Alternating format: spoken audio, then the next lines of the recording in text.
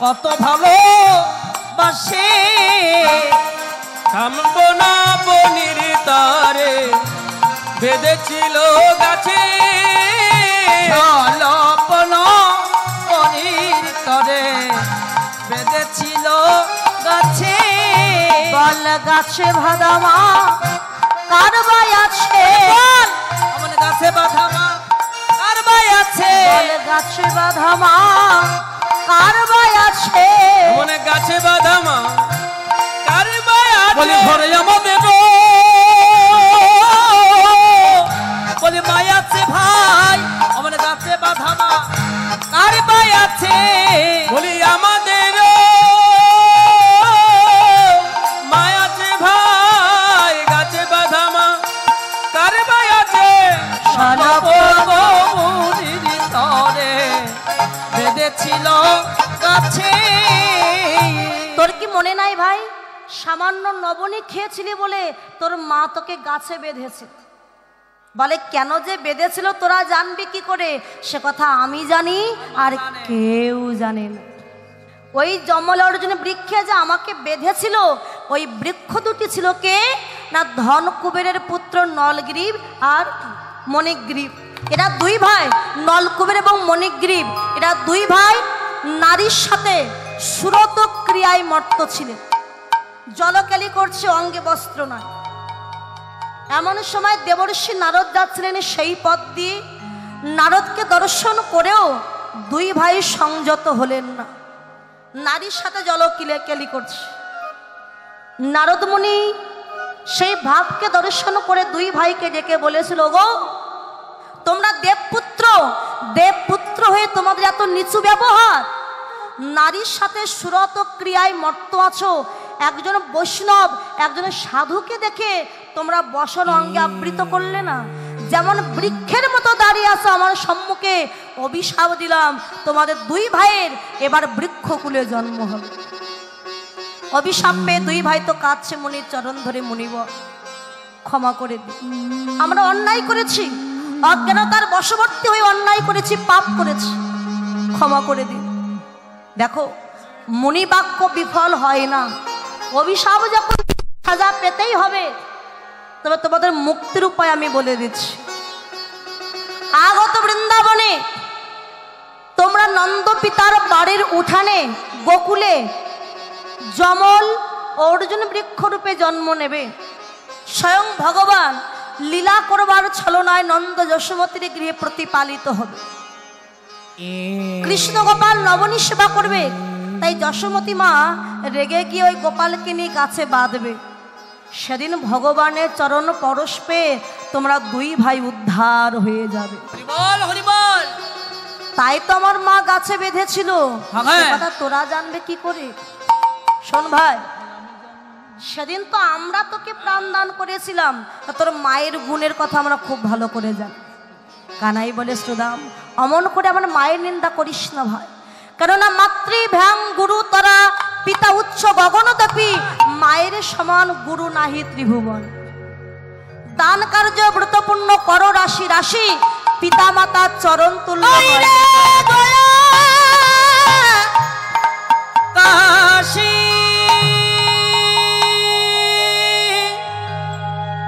আমি বাবা মাকে খেতে দেই না অথচ বৃন্দাবনে গিয়ে দান ধান করছি যজ্ঞ করছি বৈষ্ণব সেবা দিচ্ছি কিন্তু নিজের পিতা মাতা দুবেলা দুটো অন্ন খেতে পারছে বলে দান ধান করে কি লাভ নিজের পিতা মাতাই যদি কষ্ট পায় তাই বৃন্দাবন গয়াকাশে যাবে যেতে গেলে অনেক অর্থের প্রয়োজন বৃন্দাবনে যদি না যেতে পারো ঘরে বসে পিতা মাতা শ্বশুর শাশুড়ির চরণ সেবা করো বৃন্দাবনে গেলে যে পুণ্য ফল পাবে ঘরে বসেই সেই পুণ্য ফল লাভ করতে পারে তাই ভাই আমার মায়ের নিন্দা করিস না পিতা মাতা পরম গুরু ওরে মায়ের পা লিত দেহ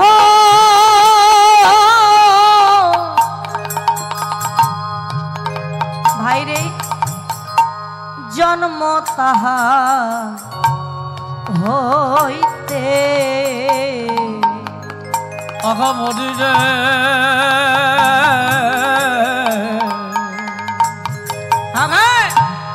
মায়ের পা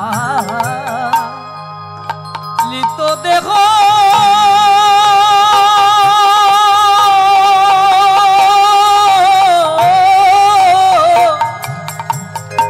ওরে জন্ম তাহা হইতে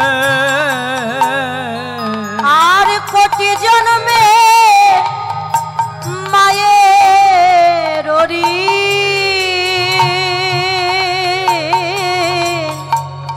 কে শোধিতে পারে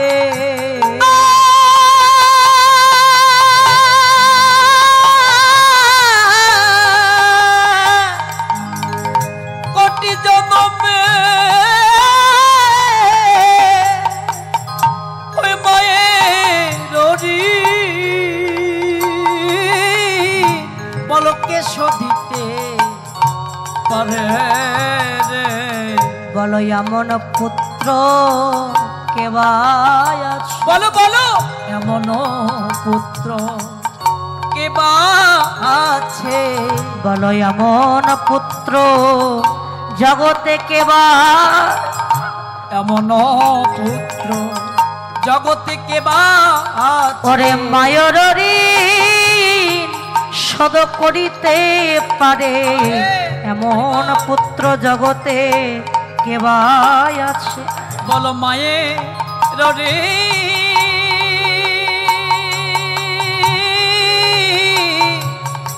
কেবা শোধিতে পারে এমন পুত্র জগতে কেবা আছে জগতে এমন কোনো সন্তান নয় যে পিতামাতার ঋণ কখনো শোধ করতে পারে বাবা বাবা হলো ছাদ আর মা হলো পিলার যেদিন ছাদ থাকবে না ওই পিলিয়ার থাকবে না সেদিন সন্তান বুঝবে আমার মতো অভাগা আর কেউ না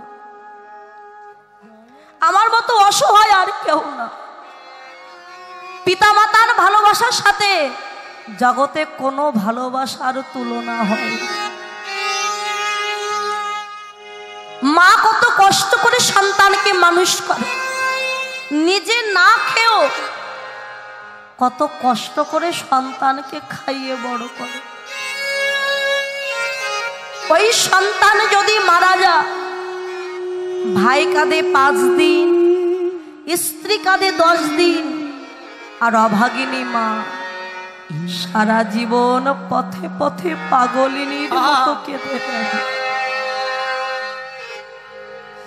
কাঙালিনী হয়ে কেঁদে বেড়ায় ভাই তাই পিতামাতার মনে দুঃখ দেওয়া উচিত নয় তুই আমার মাকে অমন করে নিন্দা করিস না আমার মা মায়ের মতো যে আর কেউ নাই জগৎ এই মা বলতে সুধা ঝরে মা বড় মধুর ডাক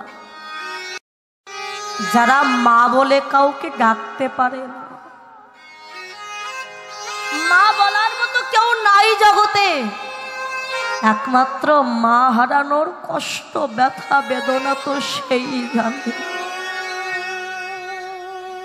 আমার মায়ের নিন্দা করিস না ভাই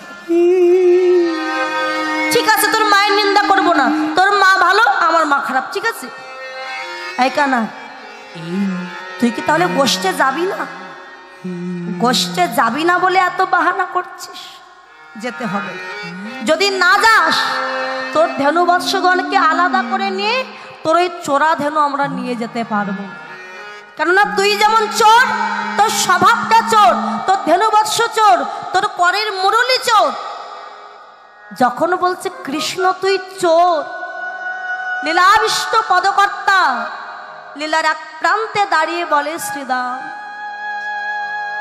তুমি কাকে চোর বলছো আমার গোবিন্দকে তুমি চোর বলো কৃষ্ণ চোর বটে তবে জাগতিক জগতের চোর না বাস্তব জগতের চোরকে ডাকতে হয় না গৃহস্থের ভবনে প্রবেশ করে সবকিছু চুরি করে নিয়ে পালিয়ে যায় কিন্তু কৃষ্ণ কালো চোরকে না ডাকলে যে কোনোদিন ভক্তের গৃহে যায় দশিন্দ্রিয় ষড়রিপুকে এক করে দুটি নয়নকে প্রহরী করে যদি কেউ দুটি বাহু উত্তোলন করে কৃষ্ণ বলে কাঁদে শাস্ত্রে বলেন নবাম্বুদু শ্যামল কান্তি চৌরং গোপং গণনাং দুকুল চৌরং অনেকে জনমার্জিত পাপ চৌরাং আশ্রিতে জনঞ্চ সর্বস্ব চৌরং। কৃষ্ণ কালো চোর তার এমনই রীতি, নবীন যে মেঘ সেই মেঘের কালো বরণকে চুরি করে নিজের অঙ্গে ধারণ করেছে, গোপীদের দুই কুলকে হরণ করে নিয়েছে, বাপকুল এবং শ্বশুরকুল। এ জগতে কোনো পাপী যদি একবার ওই কালো চোরের চরণে আশ্রয় নেয় আর কেঁদে যদি বলতে পারে, প্রভু এতদিন যা পাপ করেছি, অন্যায় করেছি, আমি সব তোমার চরণে নিবেদন করলাম, তুমি আমায় কৃপা করে আশ্রয় দাও। আমার কৃষ্ণ কালোচর কি করে জানো? ওই পাপীর সমস্ত পাপকে ভগবান নিজে কৃপা করে নিজেই নিজে নিয়ে অবশেষে ওই পাপীকে কি করে জানো? তারে আপন করে বুকে ধরে,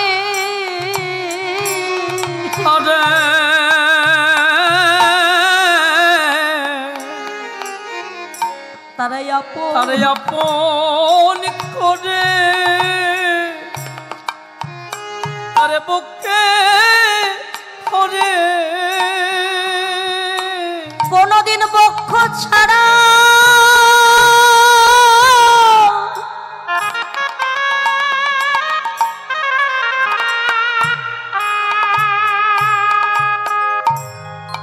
বক্ষ ছাড়া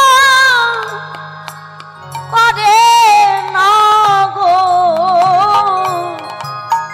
তারা আপন করে বুকে ধরে, তারে বক্ষ ছাড়া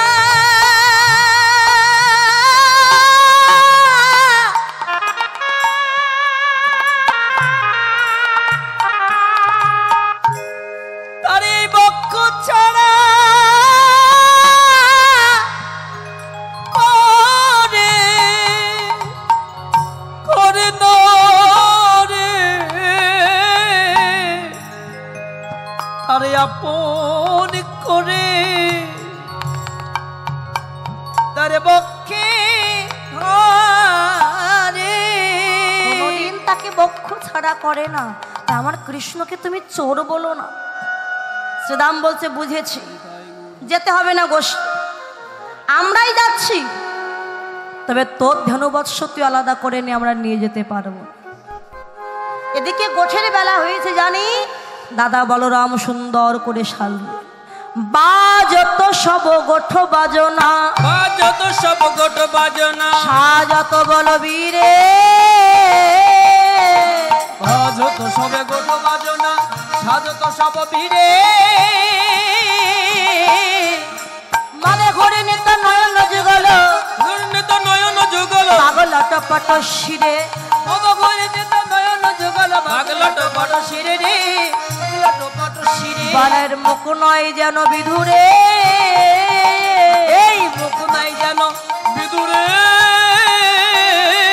আরে বুক বহি পড়ে মুখের লাল, পেপার বুকের লাল, বুক বহি পড়ে মুখের লাল, পাহি পড়ে বুকের লাল, যেন শ্বেত কমলের মধুরে, শ্বেত কমলের মধুরে, ওই বুকের বুকের লাল, শ্বেত কমলের মধুরে, শ্বেত কমলের মধু, গলে বনমালা বাহে তাড়বালা, বনমালা হয় দারবালা, শ্রবণে কুণ্ডল সাজে, ভবন কুণ্ডল সাথে, ধব ধব ধব ধবলি বলিয়া, ধব ধব ধবলি বলিয়া, ঘন ঘন শিখা বাজে, ঘন ঘন সিংহা বাজে, আরে বাজাইতে হে লাগিল, বাজাইতে লাগিল, বলাই দাদার সিংহায়াদি বাজাইতে লাগিল, বলাই দাদা সিংহায়াতি বাজাইতে লাগিল, কানাই বেড়া বেড়া বলে বাজাইতে লাগিল। বেড়াই বলে বাজাইতে লাগিল। দাদা বলরাম গলদেশে বনফুলের মালা দিয়েছেন, শ্রবণে কুণ্ডল, করে সিংহা নিয়েছে, সিংহা নিয়ে সুন্দর করে সেজে দাঁড়িয়ে আছে। এমন সময় নিজের ছায়া পড়েছে সম্মুখে, ছায়াকে দর্শন করে বলছে, এই আই কে কে কে কে রে তুই? কে কে কে কে রে তুই? বলরাম নিজের ছায়াকে দেখে চিনতে পারছে, তাই বলছে, এই কে কে কে কে কে তুই? এই কে কে কে কে তুই? তোতলা ছিল তো, তোতলা মানুষের সামনে তো করলে আবার খুব রাগ হয়ে যায় মাথায় না। যখনই বলছে কে কে কে তুই, হাতে শিঙা ছিল। ছায়াও বলরামকে বলছে কে তুই? আমি যেমন করব আমার ছায়া তো তেমনই করবে। বলছে কে তুই? কে কে তুই? ছায়া বলছে কে তুই? হ্যাঁ কি আমাকে বলতে? আমি কে? এই লড়বি নাকি? লড়বি নাকি? লড়বি নাকি? লড়বি নাকি? আমার সাথে লড়বি নাকি? আমার সাথে লড়বি নাকি? পারবি না তো? পারবি না তো? পারবি না তো? আমার সাথে ভাই কানাই আছে, আমার সাথে পারবি না তো? দেখ, আমার সাথে কানাই আছে, আমার সাথে পারবি না তো? লড়বি? পাপা পারবি না? পা। আমার সাথে কাকা কানাই আছে। আছে ছায়া তো কিছুই বলছে না। বলছে এই ডাকিব নাকি? ডাকিব নাকি? ডাকিব নাকি? ডাকিব নাকি? ভাই কানাইকে ডাকিব আরে নাকি? ভাই কানাইকে ডাকিব না? আমার ভাই কানাইকে ডাকিব ওই নাকি? ভাই কানাইকে ডাকিব নাকি? অমনি কানাই বলে ডাক দিয়েছে। ভাই কানাইকে ডাকিব নাকি? ওই কানাই বলে ডাক দিয়েছে। ভাই কানাইকে ডাকিব নাকি? ভাই কানাইকে ডাকবো নাকি? ভাই কানাইকে ডাকবো নাকি? কানাই কানাই বলে উচ্চ স্বরে ডাক দিয়েছে। কৃষ্ণ বুঝতে পেরেছে যে দাদা বলরাম, যখন কৃষ্ণ ডাক দিয়েছে বলরাম বুঝতে পেরেছে কেন ডাকছে। দুইজনকে ডাকছে, মানে কৃষ্ণ আছে যশোমতির কোলে আর দাদা বলরাম সাথে সেদিনে দাঁড়িয়ে আছে। ও দাদা, তোমার মনের ভাব আমি বুঝতে পেরেছি। বলরাম তো আর কেউ নয়, অনন্ত দেব, তিনি হলেন তো বলরাম। কৃষ্ণ সুদর্শন চক্র পাঠিয়েছে। আচ্ছা চক্র তুমি গিয়ে সূর্য ঢেকে দাও। চক্র গিয়ে সূর্য ঢেকে দিয়েছে। বাবা সূর্য যদি না দেখা যায় বা না থাকে, ছায়াকে দেখা যাবে? যাবেন। যখন সূর্য ঢেকে দিয়েছে বলরাম আর ছায়া দেখতে পেল না, তখন বলছে এই পাপা পালালি নাকি? পাপা পালালি নাকি? নাম শুনে তুই পালালি? এই নাম শুনে তুই পালালি নাকি? নাম শুনে তুই পালালি নাকি? ওই নাম শুনে তুই পালালি নাকি? সে ভাবছে কৃষ্ণের নাম শুনে আমার শত্রু বোধহয় পালিয়ে গেছে, কিন্তু ছায়া তা বুঝতে পারলো না। এবার কৃষ্ণ আসছে না দেখে কানুতে শ্রীদামে কথা বলরাম আসিল। কানুতে সীতাম কথা বলরাম আসিল। যুগল বিষানে শানে দিলে কি আহারে যুগল বিষাদ শান দিল। কি আহারে ওই যুগল বিষান শান দিল। আগারে যুগল বিষানে শান দিল। আরে যাতে কোরা খালো গন দিয়া যাতে কোরা খালো দিয়া আবার আমার রাম কানু ঘিরিয়া দাঁড়ালো। ও গো ওই না রাম কান ফিরিয়া দাঁড়ালো। আজ দাঁড়ালো দাঁড়ালো, ওই যে দাঁড়ালো দাঁড়ালো দাঁড়ালো দাঁড়ালো। ওই রাম কানু ঘিরি ঘিরি দাঁড়ালো দাঁড়ালো। ওই না রাম কানু গিরি গিরি দাঁড়ালো দাঁড়ালো। রাম কান ফিরিয়া দাঁড়ালো। বলরামকে দেখছে কৃষ্ণ গোপাল মায়ের কোলে বসে আছে। এই ভাই কানাই, কি তুই মায়ের কোলে বসে আছিস, কি বাবার গোঠে যাবি না? যাব যাবি না গোঠে? যাব। কৃষ্ণ গোপাল বারবার যখন বলছে তুই গোঠে যাবি না, কৃষ্ণ বলেন আমি গোঠে যাব না। আমি কালকে গোঠে গিয়ে ধনু ফেরাতে পারিনি বলে তুমি সিঙার বাড়ি মেরেছো। যখন মাকে জানিয়েছে, মা বলছে বলরাম এই তুই কেমন নিদয়, নিজের ছোট ভাই গোষ্ঠে গিয়ে ধনু ফেরাতে পারিনি বলে তুই তার পৃষ্ঠে সিঙার বাড়ি মেরেছিস। আমি আমার গোপালকে বনে দেব না। এই কথা শুনে বলরাম কৃষ্ণের হাত ধরে নির্জনে নিয়ে গিয়ে বলে ভাই, কাল গোষ্ঠে গিয়ে খেলার ছলনায় না হয় একটা সিঙার বাড়ি মেরেছিলাম তোর পিঠে, তাই তুই মায়ের কাছে কেঁদে কেঁদে নালিশ করেছিস। একবার মনে করে দেখ সেই ত্রেতা যুগের কথা। ওই ত্রেতা তেরা অব